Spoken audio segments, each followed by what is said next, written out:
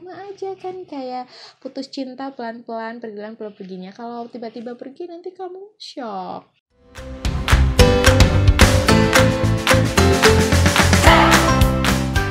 Sebelum menonton videonya, klik tombol subscribe dulu. Jangan lupa klik tombol lonceng juga untuk terima notifikasi setiap ada video baru dari aku. Gimana? Udah? Sip? Oke, yuk, cus, happy watching! Assalamualaikum warahmatullahi wabarakatuh. Gimana kabarnya semuanya? Aku doain semoga kita semua selalu diberikan kesehatan oleh Allah Subhanahu wa Ta'ala. Well, tetap dukung ya program pemerintah buat belajar, beribadah, dan bekerja dari rumah aja untuk mencegah penularan virus corona yang lebih luas lagi. Ingat selalu pakai masker kalau keluar rumah dan sering-sering cuci tangan. Oke, hari ini aku mau berbagi cerita dan berbagi tips buat sapih.anak. Jadi Renan itu udah kayak 4 bulan ini, hampir 5 bulan, udah gak pakai dot lagi. So happy banget sih akunya. Karena aku itu kan mama Eping ya, mama eksklusif pumping yang bener-bener asinya itu aku harus pumping baru bisa dikasihkan ke Renan. Dia gak nyusuin secara langsung. Nanti cerita aku kenapa buat jadi mama Eping akan aku bagikan di video yang lain supaya jadi pembelajaran buat kalian. Well, terus jadi masih dalam pikiran aku bahwa Renan akan pakai dot masih sampai 2 tahun nanti gitu. BTW Renan sekarang 1,5 tahun, jadi masih harusnya sih target aku masih 6 bulan lagi dia pakai dotnya gitu. Tapi suatu hari aku baca artikel kayak gitu, dot itu bener-bener gak bagus banget buat anak sebenarnya gitu. Direct breastfeeding udah paling bener deh tuh, menyusui secara langsung itu udah paling bener, paling bagus, paling udah segala-galanya gitu. Cuma karena keadaan aku harus pakai dot. Sebenarnya bisa memberikan ASI perah itu dengan media lain, ada cup feeder, ada sendok, ada pipet dan sebagainya. Cuma ya memang karena aku kurang edukasi, jadi aku waktu itu pakainya dot. Nah, terus aku baca gitu dot itu ya itu nanti akan mempengaruhi pertumbuhan gigi, akan bikin gigi anak caries. Terus sebenarnya kalau caries sih enggak ya, karena Renan itu minumnya ASI bukan susu formula yang tinggi gulanya, dan setiap minum ASI juga aku pasti selalu kasih air putih dan gosok giginya. Cuma aku lebih takut terhadap pertumbuhan giginya dia. Dan tapi sih yang lebih gininya lagi, aku ngerasa kayak kemarin itu beberapa hari itu kualitas tidur aku semakin enggak bagus, kayak ibaratnya udah hampir 1,5 tahun nggak tidur nyenyak, karena setiap malam alias setiap tidur, pokoknya Renan kan tidurnya sekarang udah 2 kali sehari aja, tidur siang sama tidur malam. Setiap tidur itu pasti dia bangun untuk minta dot. Kalau siang mungkin cuma sekali, kalau malam bisa 2-3 kali, dan itu benar-benar mengganggu kualitas tidur kan. Jadi kita kayak nggak bisa tidur nyenyak, kalaupun nyenyak pasti terganggu karena dia kebangun gitu untuk minta dot. Nah, yang aku baca itu sebenarnya kan namanya kita manusia, kayak kita tidur pernah nggak sih kita terus tidur pengen tiba-tiba kebangun karena pengen minum gitu kan? Enggak gitu loh. Jadi manusia itu pada alaminya itu ya tidur aja, kayak kita tidur aja kan gitu. Nah sebenarnya ya bayi juga kayak gitu loh. Cuma karena kebiasaan yang selama ini yang mencari kenyamanan lewat dot, akhirnya dia setiap kayak berapa jam gitu akan terbangun gitu, karena merasa kenyamanannya, dia butuh kenyamanan gitu. Makanya aku akhirnya membulatkan tekad untuk lepas dot gitu, karena yang aku baca juga dot itu bikin anak juga minum tidak sesuai dengan kebutuhannya gitu. Jadi sebenarnya dia butuh ASI itu berapa, tapi akhirnya minumnya lebih dari yang seharusnya gitu, sehingga Renan tuh jadinya pengen nyusu aja terus gitu loh. Jadinya makannya males gitu. Oh iya, males makan ini juga jadi pemicu aku buat berhentiin Renan dot gitu. Nah kemudian aku browsing apa ya yang harus aku lakuin, gimana sih caranya buat ngelepasin ini dot, karena it's really impossible sebenarnya. Kayak aku tuh ngerasa aduh ya Allah nggak mungkin gitu, aduh nggak mungkin banget gitu kan. Tapi Bismillah gitu, akhirnya aku sama suami sepakat kayak kita waktu itu lagi libur, udah deh Bismillahirrahmanirrahim, kita harus niatin lepasin ini dot buat Renan gitu. Jadi apa aja tipsnya? Oke. Yang pertama adalah niat. Apa-apa juga harus niat dulu yang paling pertama. Jadi kamu harus niatin tuh buat buang semua dot-dot yang ada. Bukan disimpan tapi dibuang. Karena ketika udah dibuang, jadi kita nggak punya excuse lagi. Kita nggak akan nyerah di tengah jalan karena memang dotnya udah dibuang. Jadi aku punya dot itu sekitar 10 botol dan kayak 3 itu baru dan itu harus dibuang gitu. Aku buang, sebenarnya bukan aku disayang yang namanya mama, ya Allah. Tapi suami aku yang buang. Dia buang bedotnya dan kita niatin, pokoknya niat kita harus kuat, nggak boleh berhenti di tengah jalan. Ya, salah satunya adalah dengan membuang dotnya. Kalau kamu masih punya simpenan dot, insya Allah kamu gagal. Oke, tips yang kedua adalah kurangi perlahan-lahan frekuensi menggunakan dotnya. Oke, jadi Renan itu pada saat kita mau sapi itu memang posisinya hanya ngedot waktu mau tidur aja gitu. Jadi dia mau tidur dan pas tidur ya. Jadi dia tuh udah nggak ngedot yang waktu kayak jam di sela-sela itu nggak ada sama sekali ngedotnya gitu. Jadi aku udah pastiin bahwa memang dia ngedotnya memang cuma waktu mau tidur aja. Jadi kalau yang masih ngedot di hari-hari biasa siang gitu, sore gitu, dikurangin dulu itu harus dihilangkan dulu. Jadi perlahan biar anak nggak shock juga gitu loh. Jadi kamu harus perlahan-lahan kurangin gitu. Kayak sama aja kan, kayak putus cinta pelan-pelan, perginya. Kalau tiba-tiba pergi nanti kamu shock gitu. Yang ketiga, itu adalah kenalkan dengan media pemberian asip yang lain gitu. Jadi sambil aku mengurangi frekuensi dia pakai dot, aku terus kemudian mengenalkan dia dengan menggunakan pipet.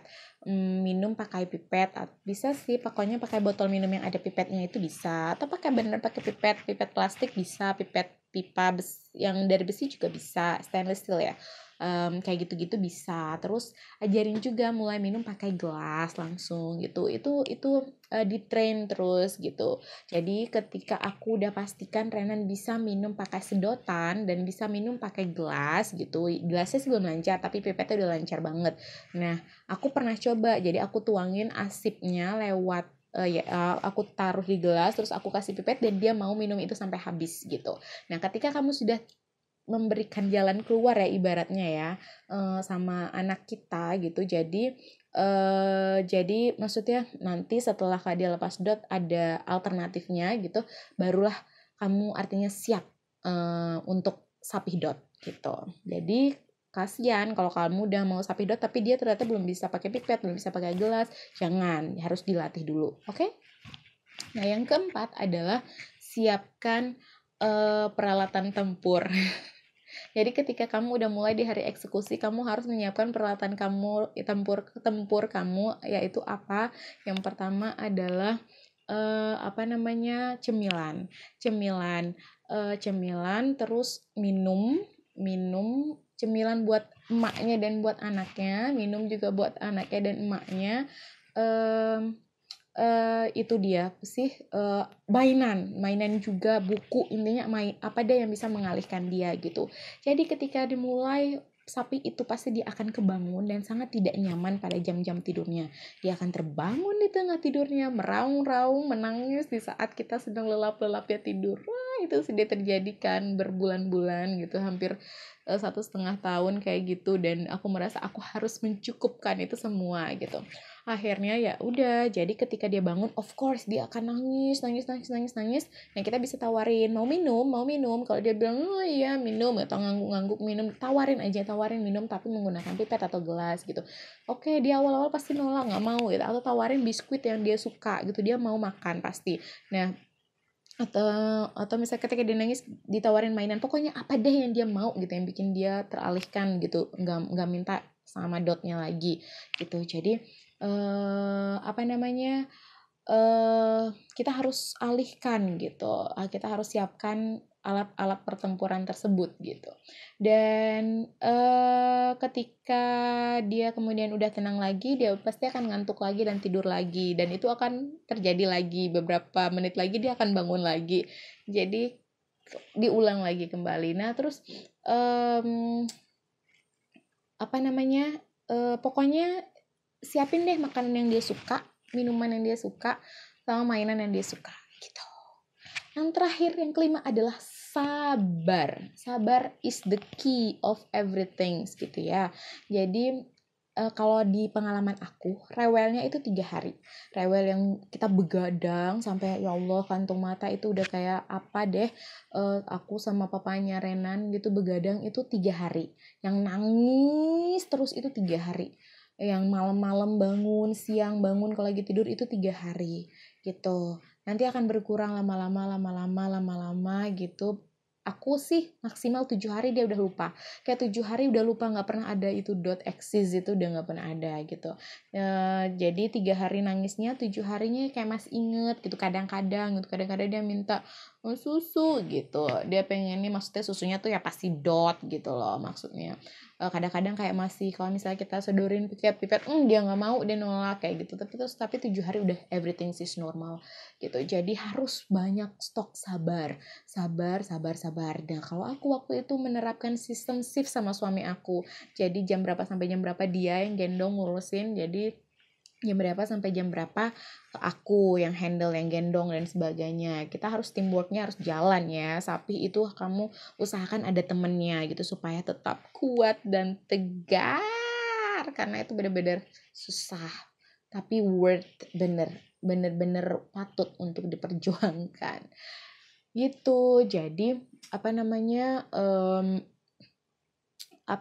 harus sabar begadang selama 3 hari dan sabar aja, terus ditawarin terus bahwa dikasih pengertian gitu, bahwa aku bilangnya kayak gini, Renan kalau minum harus duduk ya, kalau minum harus duduk gitu. Bobo itu cuma buat tidur gitu ya, bobo nggak boleh sambil minum gitu, nanti tumpah ya. Aku pernah biarin dia pakai itu yang ada sedotan minumannya, terus dia kan bleber gitu ya, kena di sebelah banyak bilang. Nah tuh kan kalau minumnya sambil tidur tumpah gitu, jadi dia kayak selama 7 hari itu masih suka lupa gitu kan. Kalau pakai dot kan dia otomatis begini ya gitu, dia tuh suka lupa gitu. Nah nggak apa-apa, itu belajar namanya, proses. Jadi kita yang harus sabar, gantiin bajunya, terus ngasih nawar-nawarin terus kayak gitu-gitu. Jadi bunda-bunda harus sabar, oke? Nah, hasil yang aku peroleh setelah masa sapi itu adalah, intinya ketika kita mau keluar dari zona nyaman kita, out of zone, pasti itu hasilnya yang pasti hasilnya baik deh gitu. Jadi tidur aku sama suami aku kualitasnya lebih meningkat. Renan juga tidurnya pasti akan lebih nyenyak, jadi full 8 jam full tanpa terbangun gitu. Nggak ada tuh namanya lagi drama-drama bangun minta dot, itu nggak ada. Udah tidur aja ya udah tidur gitu loh, dari jam 10 sampai jam 6 dia bangun. Terus makannya alhamdulillah makin lahap, jadi dia udah nggak males makan lagi. Kadang-kadang males lah kalau misalnya ada yang dia nggak suka gitu, ya jelas males. Atau lagi tumbuh gigi males tetap makan, ya iya nggak apa-apa. Tapi di luar dari itu everything's just normal gitu, dia makan udah biasa lagi gitu. Dan aku udah nggak harus cuci botol banyak-banyak lagi. Bayangkan aku tuh nyuci bisa 2 kali sehari, botol itu bahkan kadang-kadang 3 kali kalau misalnya kita pergi-pergi gitu. Jadi udah nggak ada yang cuci botol, pengeluaran buat beli sabun, buat ganti nipple, dan yang lainnya itu tentang perbotolan itu udah nggak ada lagi. Jadi buat mami-mami yang pengen sapi dot anaknya, semangat. Semoga tips aku bisa membantu kalian dalam proses sapi dot anak-anak ya. Oke, sekian dulu video aku, semoga bermanfaat. Jangan lupa subscribe channel aku dan like, share, juga komen jika kamu ngerasa video aku bermanfaat buat kamu. Sekian dulu, sampai jumpa di video yang lainnya. Assalamualaikum warahmatullahi wabarakatuh.